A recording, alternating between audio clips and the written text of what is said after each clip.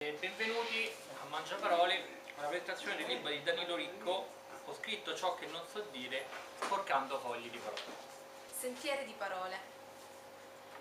Quando i miei giorni saranno perduti, mentre mi accompagneranno soltanto i miei passi, in un cammino solitario verso un altro disperato tentativo di capire, rileggerò i miei scritti. E mentre lo farò, davanti a me comparirà un sentiero irto di parole, con tanti bivi e tante deviazioni, ma tutte verso un'unica destinazione: la sete ed il bisogno di un amore, del desiderio di sentirsi stretto in una morsa di calore.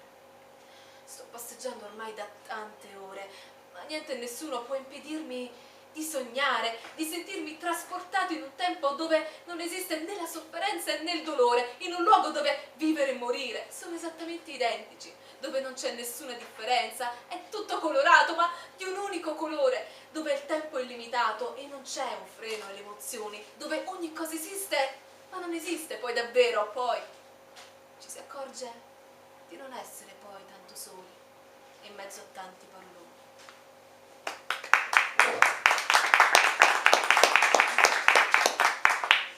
Grazie Alessia per aver interpretato queste parole. Non a caso penso che la parola paroloni sia messa proprio come ultima parola del verso e della poesia stessa, perché quello che tu in questa ultima frase vuoi dire, ecco, che non bisogna per forza usare termini difficili per arrivare al cuore del problema. Spesso non si arriva con i paroloni, ci si nasconde con i paroloni. È proprio nella semplicità che c'è l'autenticità. Ma tu quando scrivi più spesso, quando insomma, magari molte poesie sono, ecco, diciamo non d'amore ma magari di sconforto, ecco. Qual è la molla che ti fa iniziare a scrivere? In realtà non c'è una molla ben precisa, sono momenti di gioia, di rabbia, di delusione, che mi suscitano comunque, danno lo spunto per scrivere. Pensi? Sì. Sì.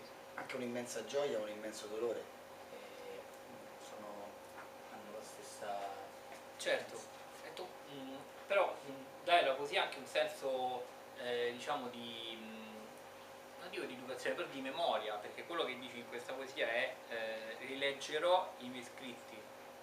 Quindi pensi che un po' il ruolo della poesia nel mondo d'oggi sia anche quello di perpetuare un po' il nostro modo di vivere, il nostro modo di essere, anche alle future generazioni per esempio?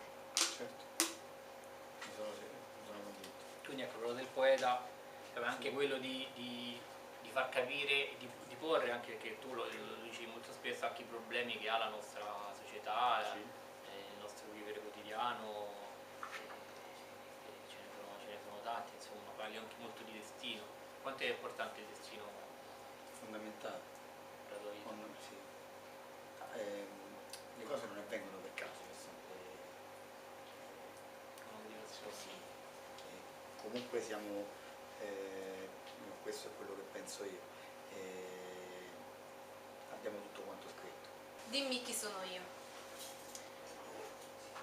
Un giorno, aprendo gli occhi, ho visto e con stupore e meraviglia mi sono chiesto: è proprio vero o è falso tutto questo?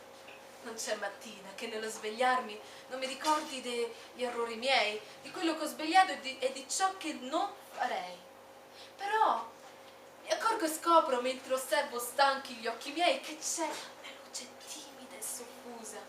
Io sono viva ancora, ma è tutta alla rinfusa.